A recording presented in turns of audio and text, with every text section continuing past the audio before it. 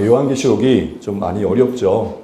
어렵다는 얘기를 또 최근에 또 많이 듣고 그렇습니다. 그래서 하나님 어떻게 할까요? 은혜를 구하던 중에 마침 오늘의 본문에 구약으로 점프할 수 있는 연결고리가 있어서 감사합니다는 마음으로 오늘은 전반부의 내용을 좀 살피고 룻기로 넘어가는 시간들을 좀 가져보려고 합니다.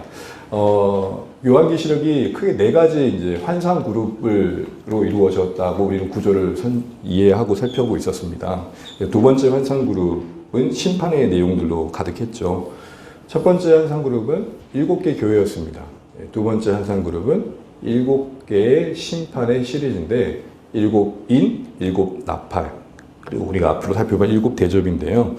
특징은 각간의 그 심판의 시리즈 사이에 소위 삽입 내용이라는 막간이 있더라는 것입니다. 이 막간이라 함은 그 본래의 내용과는 전혀 상관없는 내용들이 들어가 있더라는 것이죠.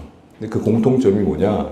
그 심판 중에 들어가 있는 막간이 뭘 우리에게 말해주냐 봤더니 교회를 향한 권면, 격려를 담고 있더라는 것입니다. 그래서 우리가 자주 봤던 그림인데 보시게 되면 7인 시리즈 이야기할 때는 7번째 일을 앞두고 막간이 하나 실장에서 언급됐었고 7나팔에서는 7나팔을 앞두고 막간이 한번 들어가 있었고 이제 오늘 우리가 12장부터 14장까지의 내용은 본격적인 7대접을 앞둔 막간입니다. 그러니까 막간 1, 2, 3인 거죠.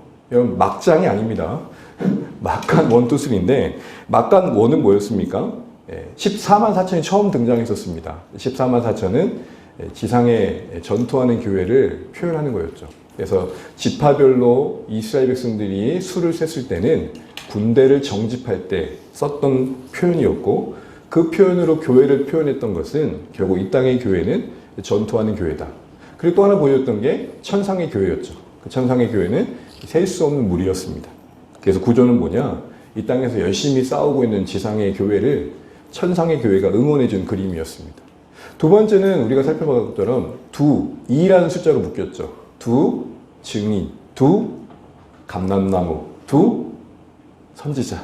그래서 이 2라는 숫자는 단순한 2가 아니라 우리가 함께 팀워크로 하나님 나라를 이루어 가야 된다는 것이고 또 2라는 숫자는 증인으로서의 최소의 진실함을 확보할 수 있는 숫자거든요. 그러니까 증거하는 내용과 또 그 증거를 따라 사는 우리의 삶의 일치, 진실함을 강조하고 있었습니다.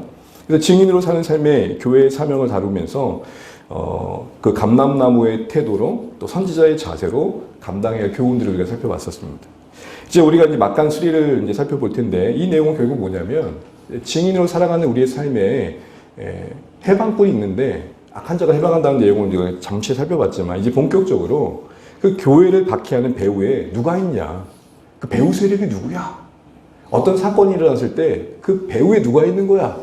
그 내용이 바로 우리 12장 14절이에요. 그래서 여기까지는 잘 왔는데 12장부터 14장까지 보면은 용이 나오는데 머리가 7개고 거기서 또 나온 또 뭐 10개 또 이렇게 머리 면류관이 있고 다양한 표현이 나오고 또 이제 지금까지 볼 수 없었던 표현들이 나오거든요. 이제 그 악의 실체들이 다양한 이미지로 표현되고 있는 겁니다. 그래서 22장부터 14장을 한마디로 말하면 배후에 누가 있었느냐 이야기를 하면서 교회가 영적 현실에 던져져 있음을 보여주는데요. 그 시작은 오늘 이렇습니다. 12장 1절을 보시면 큰 이적을 보였다 그렇죠. 그렇죠? 큰 이적. 근데 이적 그러면 우리는 보통 대단한 기적을 생각하잖아요. 근데 번역상 이적으로 되어 있지만 여러분 성경에 혹시 각주가 되어 있다면 그 아래 숫자가 되어 있는 성경들은 그 아래 뭐라고 되어 있습니까?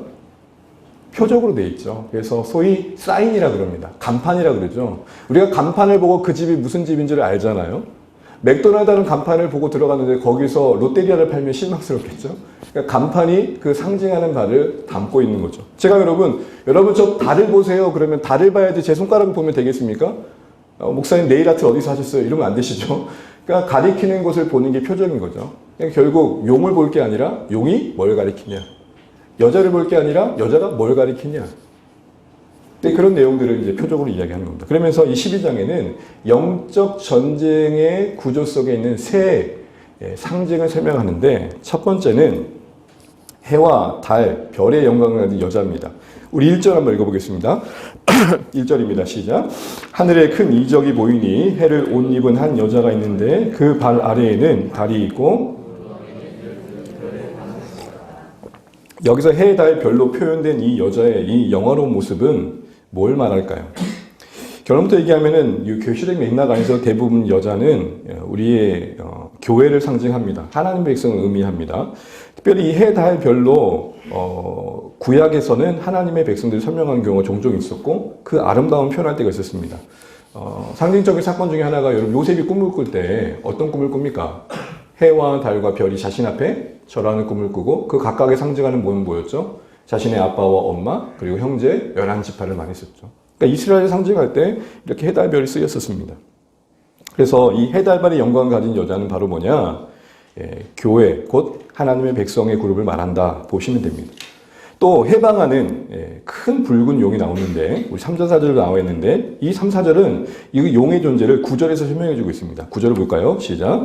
큰 용이 내쫓기니 옛뱀 곧 마귀라고도 하고 사탄이라고도 하여 온 천을 깨는 자라. 그가 땅으로 내쫓기니 그의 사자들도 그와 함께 내쫓기니라. 그 용은 교물 뭐죠? 마귀입니다. 하나님의 구속사역을 방해하는 마귀. 자, 세 번째 태어난 아들 아이가 나오는데 이분 누굴까요? 5절 말씀 한번 읽어보겠습니다. 여자가 아들을 낳으니 이는 장차 철장으로 만국을 다스릴 남자라. 그 아이를 하나님 앞과 그 보좌 앞으로 올려가더라. 여기서의 아들, 이 아들의 존재, 태어난 아들의 존재는 오신 예수님을 말합니다. 그렇게 볼 수 있는 이유는 그 아들을 표현할 때 철장의 권세가 주어지고 하나님 보좌 앞으로 승천한 것을 보여주고 있습니다. 이 표현은 생뚱맞게 갑자기 등장하지 않았습니다. 여러분 항상 계시록의 표현은 창조된 언어가 아니라 구약의 언어입니다. 구약에서 이미 묵시의 언어로 쓰여졌던 단어들 또 오실 메시아를 표현했던 어절들이 여기에 다 녹아져 있는 거죠. 그래서 우리에게는 조금 어색할 수 있지만 구약에 익숙한 성도들에게는 상기되어지는 본문이 있다는 것입니다. 이 말씀을 보면 상기되는 본문이 뭐냐? 시편 2편입니다. 여러분 시편 2편을 보게 되면은 만국의 열왕들이 이렇게 하나님을 조롱하는 비웃는 그런 모습이 나오죠. 거기에 대해서 내가 아들을 낳을 텐데 그 아들이 열방을 구할 것이고 그 아들에게 주어진 철장의 권세가 심판할 것이라는 예언이 나옵니다. 시편 2편은 뭐냐? 소위 메시아시입니다. 오실 구원자를 예언한 시인데 그 시를 여기에 다 갖고 와서 결국은 이 태어난 아들이 그때 그렇게 말씀하셨던 그분이죠.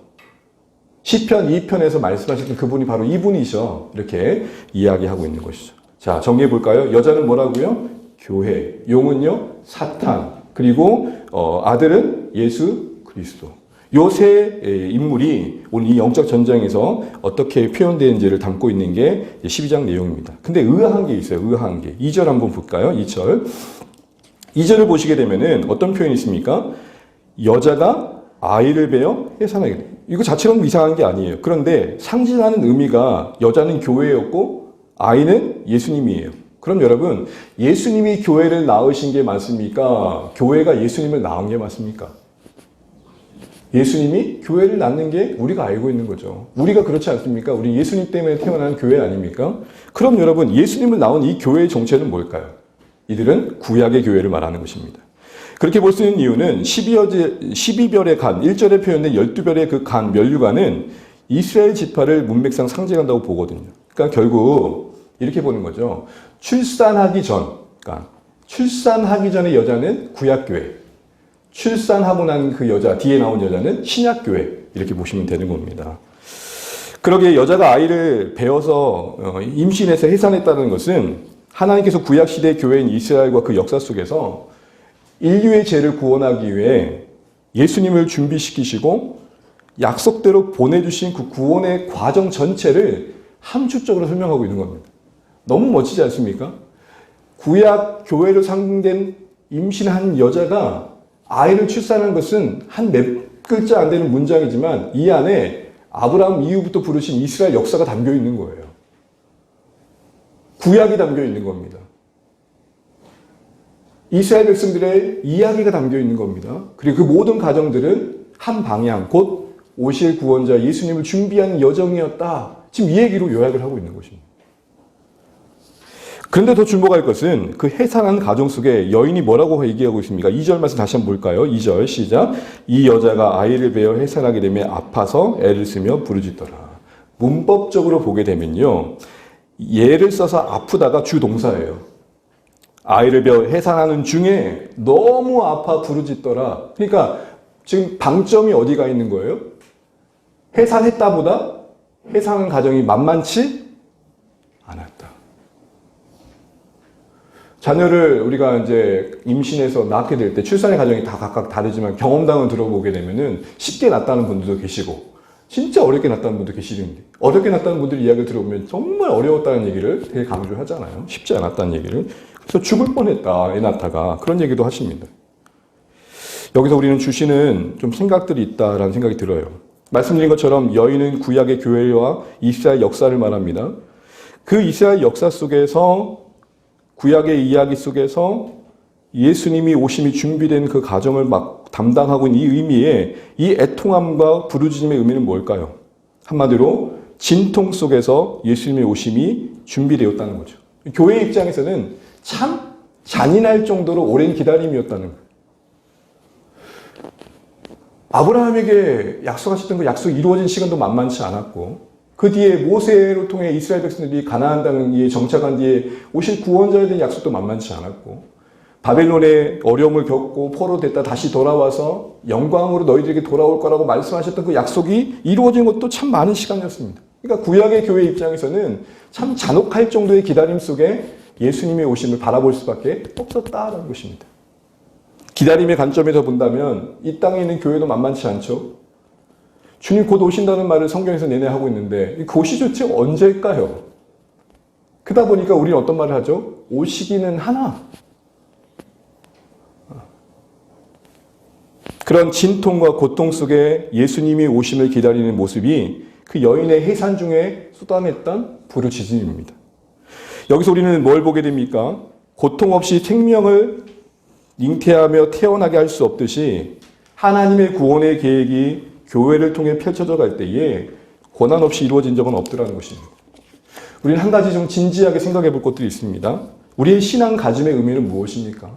고난을 좀 덜고 고생을 덜하기 위함입니까? 그랬으면 좋겠습니다. 살아가면서 우리에게 참 좋은 일만, 감사한 일만 가득하면 좋겠습니다. 우리의 신앙이 하나님의 사람답게 만들어져 가는 가족 속에 별탈 없이 이루어져 가면 좋겠습니다. 그런데 여러분, 넘어짐이 없이 서는 걸 배울 수 있던가요? 교회의 교회됨과 교회를 통해 하나님 나라가 이루어지는 과정 속에 힘들이지 않고 이루어진 때는 단 한 번도 없었습니다. 아무리 쉽다 해도 상대적으로 쉬울 뿐 각자는 힘겨웠습니다. 돌아오고 나니 떡하니 옆에 앉아있는 사람이 함께 예배드리고 나니 쉬운 것 같았지만 마음고생이 얼마나 많았나요? 그래서 여러분, 교회에 대한 이야기를 교부 시대의 한 신학자였던 터툴리라는 사람이 이렇게 말합니다. 우리 같이 한번 읽어볼게요. 너무 유명한 말이잖아요. 같이 한번 읽어봐요. 시작. 교회라는 나무는 세 가지 액체를 먹고 자란다. 수고의 땀, 기도의 눈물, 순교의 피다. 이 말에 오늘 해산한 여인의 부르짖음이 함께 맞물리지 않습니까? 그러니 여러분, 이런 생각을 좀 하실 필요가 있겠다 싶습니다. 우리의 신앙의 삶과 사역의 현장을 너무 순진하게 보지 않았으면 좋겠습니다. 스스로에게 희망 고문을 가하지 않으시면 좋겠습니다. 희망 고문을 갖는 것은 금방 될 것처럼 너무 그렇게 생각하다 보면 그 일이 금방 되지 않을 때 쉽게 나가 떨어지는 일들이 생기더라는 것이죠. 여러분 이거 아셔야 됩니다. 신실하게 섬기고 죽은 힘을 다해 전에도 꿈쩍도 안 할 수 있는 일들이 있더라는 것입니다. 오히려 잘 전할수록 거부당할 수도 있고 잘 살아내도 세상으로부터 외면당할 수 있습니다. 오히려 저런 별종이 다 있노라는 손가락질 당할 수 있습니다. 그러나 여러분 적어도 이런 말을 하지 않았으면 좋겠습니다. 해도 소용없더라. 희망은 전혀 없더라. 교회가 늘 그렇지 뭐 이런 말은 하지 않았으면 좋겠습니다. 왜냐하면 역사 속에서 증거된 하나님의 일은 무엇입니까? 교회가 심하게 밟혀도 사라진 적은 없습니다. 꺼질 듯 요동을 쳐도 그 가정 속에 생명은 전해졌고 하나님의 구원은 이루어져 왔습니다. 옛날에 군대에서 참 군가가 찬양이 되는 순간이 있어요. 그 참 군가 중에 이런 게 있었습니다. 밟아도 뿌리 뽑는 잔디불처럼. 네, 이때 뒤따라오는 멜로디가 있어요. 훈련 빽싹이 봤는데 그걸 부르고 복귀하는데 와, 이 군가의 위력이에요. 막 진짜 막 심쿵하면서 내가 이제 이렇게 사는구나. 밟아도 뿌리 뽑는 잔디불처럼. 그게 교회 아닐까요?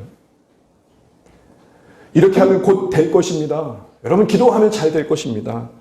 절반은 맞고 절반은 틀립니다. 여러분 남편을 잘 섬겨보십시오. 곧 돌아올 겁니다. 절반은 맞고 절반은 틀립니다. 무슨 말입니까? 감당해야 할 몫이 있다는 거 절대 잊지 마십시오. 희망 고문에 스스로 무너지지 마십시오. 시간 속에 일하시는 우리 하나님이십니다. 나의 하나의 인생도 평생을 두고 만들어가신 우리 하나님이십니다. 그러니 여러분 잉태하되 부르짖으며 잉태하고 해산하는 이 여인이 상징하는 구약의 역사 속에 주님의 오심이 이 땅의 교회에게 시사하는 바가 뭘까요? 하나님 나라가 그리 쉽게 이루어질까라는 착각은 내려놓으라는 것입니다. 반드시 이루실 것입니다. 그러나 그 과정 속에 우리에게 인내와 오래 참음을 요구하십니다. 그러니 너무 순진하게 잘 될 거라는 생각에 우리를 가두어두고 막상 그러지 않았을 때 쉽게 낙심하는 것은 우리의 자가당착이 될 수 있다는 것을 잊지 마십시오. 땀 흘림 없이 눈물 없이 피 없이 이 땅에 교회가 세워진 적은 전혀 없다. 이거 잊지 마시고 우리의 신실한 수고를 끝까지 소망 중에 이어갈 수 있는 우리 모두 되시길 주의 이름으로 축복합니다. 이 여인의 또 해산하는 이 부르짖음은 또 한편 볼 수 있는 건 뭐냐면 결국 그 구약 교회 이스라엘 상징하는 그 여인의 애씀과 부르짖음은 바로 그 이면에 그들을 붙들고 계신 하나님의 사랑과 그 간절함을 또 대변해 준다 생각됩니다. 왜죠? 사실 이스라엘 역사 존재 자체가 은혜 아닙니까? 망해도 신장 망했어야 할 그들의 역사가 존립하고 그 안에서 족보가 이어지고 하나님이 구원자를 예비하신 그 가정이 무너지지 않을 수 있었던 것은 이스라엘의 신실함이 아니라 하나님의 신실함의 승리였습니다. 우리의 평생에 주 앞에 섰을 때 뒤돌아보면 써있을 몇 마디가 있을 텐데 그게 뭐냐? 주의 은혜라. 누가 그러더라고요. 지옥에 가면 바닥에 적혀있는 게 뭐냐면 마땅하도다 라는 단어고 천국에 가서 뒤돌아보면 써있는 게 뭐냐? 주의 은혜라.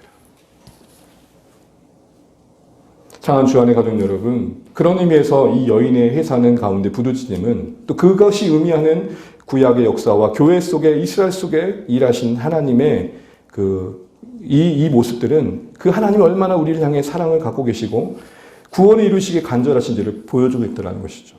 그런 의미에서 우리는 한 가지 배울 게 구약의 성경을 볼 때 너무 교훈적인 것들만 보는 게 아니라 하나님 나라의 관점에서 볼 필요가 있는 것입니다. 그것은 다시 말하자면 하나님께서 제 안에 있는 이 현실을 어떻게 구원하실지를 계획하셨고 그 구원자로서 오실 한 분을 예비하셨는데 그 예수님, 오신 그 예수님, 그 오실 구원자를 하나님께서 어떻게 이스라엘 역사 속에서 준비시켜 가는지를 볼 필요가 있다는 것이죠. 더 나아가서 그런 하나님께서 그 구원자를 통해 이루실 그 회복의 이야기를 그 성경의 사건 속에서 발견할 필요가 있다는 것입니다. 왜냐하면 구약의 그런 모든 사건들은 우리가 장차 경험하고 누리고 우리가 나타내야 될 하나님 나라의 예표거든요. 예표란 말은 조짐을 말합니다. 미리 그림처럼 보여주신 사건들. 그러니 아브라함을 보면서 아브라함처럼 우리가 훌륭한 신앙이 됩시다. 또 맞겠지만 하나님께서 어떻게 아브라함을 붙들어 그의 인생 속에 믿음을 만드시고 그 가나안을 떠나 가나안에 머물면서 이삭을 드리기까지 그의 신앙을 붙들어 주셨는가? 그걸 볼 필요가 있는 것이죠.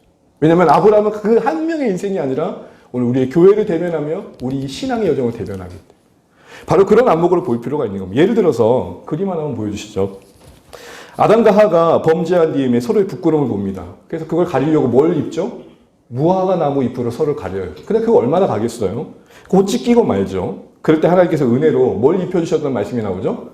가죽옷. 그 한 문장이지만 우린 여기서 뭘 볼까요? 가죽옷을 만들려면 여러분 어떻게 됩니까? 동물이 희생돼야겠죠. 피 흘림이 있어야겠죠. 종합해 보면 뭘 말합니까? 장차 오실 구원자의 희생, 그 아들의 피로 우리의 인생의 수치를 덮으시고 하나님 앞에 설 수 있도록 도와주시는 은혜의 그림자가 이 안에 담겨 있는 것입니다. 우리의 수치를 그 아들의 피로 씻어 가리워 주시고 하나님의 그 널찍한 품에 안아주시는 하나님의 온기가 바로 그 아담과 하와에게 가죽옷을 제공해 주신 모습 속에 담겨 있더라는 것입니다. 한 가지 더 보여주시죠. 상반된 이야기지만 홍수로 엄청난 물로 엄청난 쏟아진 비와 하늘에서 땅에서 쏟아진 비와 물로 온 세상이 덮인 심판 속에 여러분 내리는 그 끝없는 비는 뭘 보여주십니까? 하나님이 세상을 두들겨 패는 것입니까? 그 내리는 비는 어쩌면 왜 이리도 못난 인생의 선택을 하고 있는지 하나님 그 자신을 던진 세상을 향한 안타까움에 정말 애정한 눈물 아니겠습니까? 바로 이처럼 성경 곳곳에서는 하나님을 스스로 떠나 불행을 자초한 인생들을 어찌 여기시는지, 어찌 구원하고 하시는지에 그 하나님의 애타는 사랑의 마음이 곳곳에 녹아져 있습니다. 그러니 여러분 우리가 성경을 읽을 때, 적어도 구약을 또 읽어갈 때 거기서 우리는 몇 가지의 교훈을 얻어내는 게 멈출 게 아니라 그 안에 담긴 하나님의 사랑, 그 안에서 증거되고 있는 연약한 인생, 죄인된 인생을 위해 주시는 하나님의 신실하심, 그것이 오늘 나에게 향하고 있다는 사실을 확인한 기쁨과 감격이 우리 안에서 필요하다는 것이죠. 구약의 이야기가 저 먼 이야기가 아니라 오늘의 이야기로 와닿는 가장 중요한 연결고리에는 바로 그런 관점이 있는 것입니다. 그래서 오늘 우린 잠시 이 계시록을 떠나 구약으로 가려고 합니다. 너무 힘들어 하신다는 이야기를 최근에 많이 들어서 목회자로서 참 죄송한 마음도 들고 나 혼자 좋았구나 이런 마음에 안 되겠다. 조금은 이 계시록을 마침 또 연결고리를 주셨으니 구약으로 넘어가자 싶고 또 구약을 바라볼 때 오늘 이 여인의 해산 속에 담겨진 하나님의 사랑, 구약의 역사를 상징하고 있는 이 여인의 잉태함 속에 그리스도를 오게 하시기까지 하나님께서 어떻게 우리를 위해 주셨는지를 증거하는 구약의 역사를 다시 한번 보면서 그 한 조각 한 조각을 살피면서 우리가 구원과 회복의 관점에서 우리의 인생을 보일 줄 아는 안목들을 가져가면 좋겠다. 이런 생각들을 해보게 됐습니다. 그래서 그 첫 걸음으로 우리가 한번 룻기의 말씀을 좀 잠시 살펴보려고 그러고 계시록은 주님의 은혜가 있을 때 다시 돌아오는 걸로 하겠습니다. 괜찮으십니까? 네. 너무 좋아하시는 것 같아요.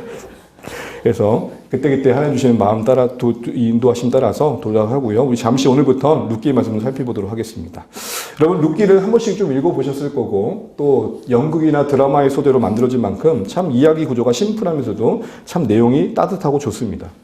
배경은 사사시대인데요. 한마디로 말하면 그 사사시대 속에 한 가정에 몰아친 불행 그리고 그 절망 속에 꽃피어진 회복의 스토리라 할 수 있을 것입니다.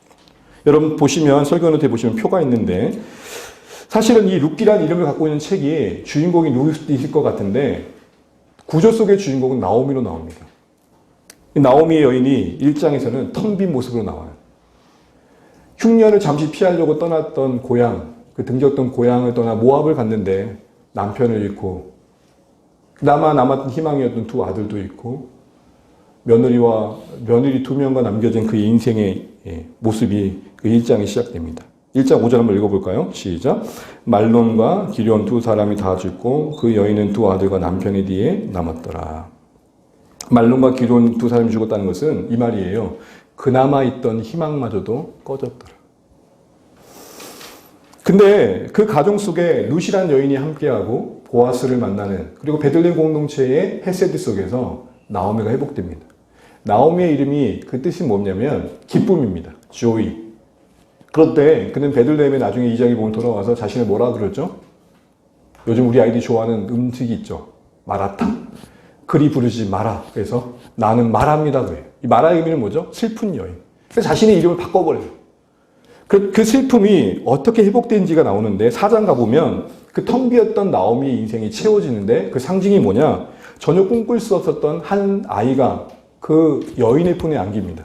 그 아이 이름은 오벳이며 그리고 성경은 이렇게 이야기합니다. 룻기 4장 16절 같이 한번 읽습니다. 나오미가 아기를 받아 품에 품고 그의 양육자가 되니. 이처럼 텅 빈 나오미가 다시 채워진 인생의 모습들로 그려지고 있기에 많은 사람들에게는 절망 속에 희망을 보여준다 생각합니다. 그러다 보니까 다양한 관점으로 이렇게 이야기를 합니다. 먼저는 불행한 한 여인의 반전 드라마로 이해합니다. 이런 거죠. 극한 절망을 이든 성공의 이야기. 여러분 다큐로 쓰기 너무 좋지 않습니까? 인간 극장 뭐 이런 거 할 때 나올 만한 이야기 아니겠습니까? 남편과 두 아들을 잃은 처량한 인생을 살아간 한 여인, 그 나오미의 인생의 빈손이 어떻게 채워진지를 보여준 이 이야기가 다큐의 소재로 괜찮아 보이다 보니까 그런 어떤 절망을 극복한 희망의 스토리로 이야기될 때가 많습니다. 두 번째로 자주 이 본문이 쓰여질 때는 언제냐면은 나오미와 룻의 이 특별한 관계 때문에 고부간의 갈등을 아름답게 갖고 가는 이야기로 쓰여질 때가 많습니다. 단순하게 읽으면 이 룻은 시어머니를 지극히 정성으로 보신 효심이 가득한 여인입니다. 왜냐하면 떠나도 됐었거든요. 떠나라고 했으니까. 굳이 자녀도 없는데 남을 필요도 없었고, 또 그나마 나오미의 여인에게 어떤 기대도 걸 수 없는 상황이었잖아요. 그런 상황 속에서 스스로 시어머니여 하나님이 자신의 하나님이라고 고백하면서 끝까지 동행했던 그 여인의 모습은 정말 효심 가득한 며느리였죠. 그래서 여러분, 저의 목회 여정 속에서 룻기는 가장 언제 많이 들었느냐? 5월 가정이다. 이 많은 이 룻기의 그 나눔들의 대부분이 이런 쪽으로 가다 보니까 많은 시어머니들이 며느리의 효도를 강조할 때 룻을 꺼낸다고 합니다. 그러니까 어떤 한 자매의 간증이에요. 시어머니께서 툭 하면 룻을 보라고 하셔서 룻이란 눈만 나오도 소름이 끼칠 때가 많았다. 이처럼 나오미와 룻의 그 특별한 사랑의 관계를 컨셉 잡아서 아름다운 고부간의 동행의 이야기로 이해할 때가 많습니다. 또 하나의 이야기는 룻과 보아스의 관계 속에서 남녀의 아름다운 사랑의 이야기를 다룹니다. 사실은 이들의 관계를 보면 참 특별한 게 나이나 국적이 도저히 만날 수 없어요. 나이도 엄청나게 차이가 나고 국적도 모압과 이스라엘입니다. 이게 뭐예요? 이런 걸 국경을 극복한 끝없는 사랑의 이야기를 쓰기 참 좋잖아요. 이런 관점에서 룻과 보아스는 아름다운 연애와 결혼의 이야기 소재로 다루기도 합니다. 이와 같은 교훈이 전혀 없다고 할 수 없지만 제가 드리고 싶은 말씀은 뭐냐? 그게 중심 내용은 아니라는 것입니다. 메인 아이디어는 아니라는 것이죠. 단순한 효행과 연애, 재난 극복의 다큐 차원에서만 이해한다면 우리 그 안에 풍성함을 놓칠 수 있습니다.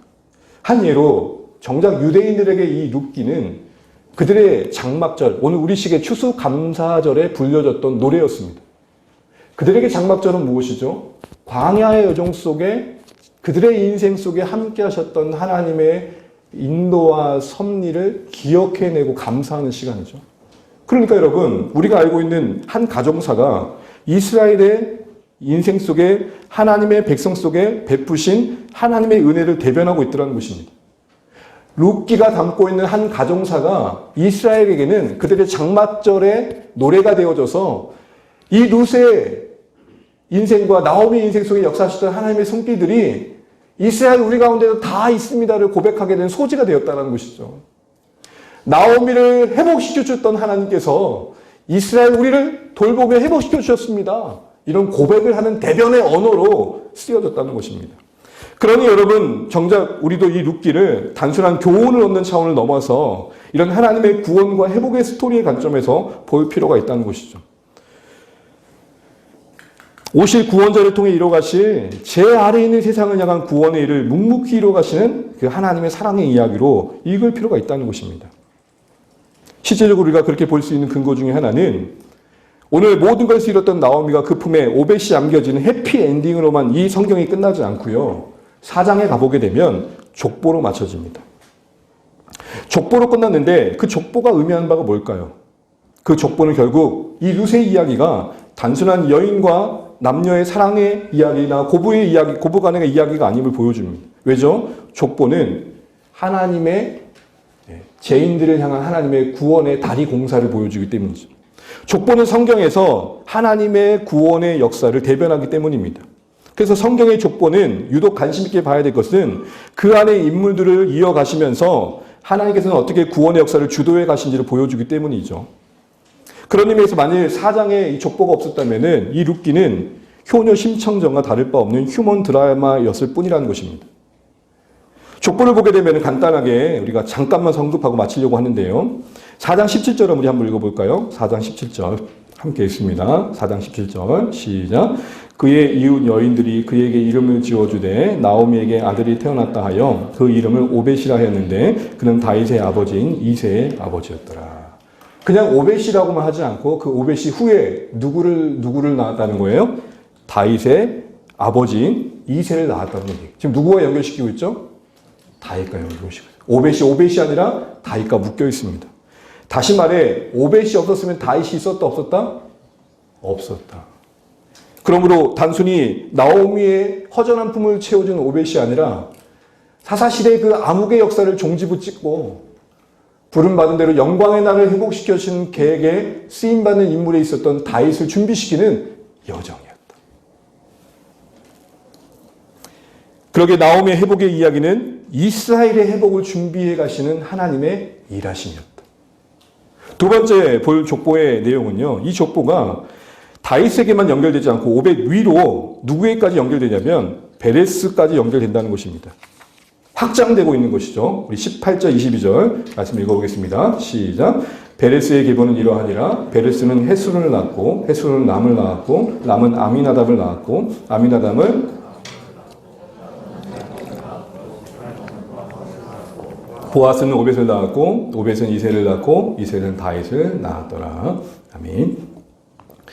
오늘 여기 보면 이 오벳 위로 어디까지 확장되고 있습니까? 베레스까지 확장되고 있습니다. 이런 확장은, 이런 넓힘은 자연스럽게 우리에게 마태복음 1장을 떠올리게 합니다. 마태복음 1장은 구약의 예수님의 오심을 예비한 모든 여정을 축약한 축소된 역사이기 때문이죠. 오늘 단순히 오벳은 오벳으로 존재하지 않고 베레스로부터 연결됩니다. 베레스는 유다지파의 자녀입니다. 하나님은 유다지파를 통해서 인류의 구원자 왕이신 예수님을 준비시키신다 말씀하셨습니다. 그런 의미에서 오늘 이 오벳이 베레스까지 확장된 이 계보의 내용은 오늘 마태복음 1장 1절의 내용을 상기시켜 줍니다. 우리 1장의 1절, 21절 한번 같이 읽어보죠. 시작.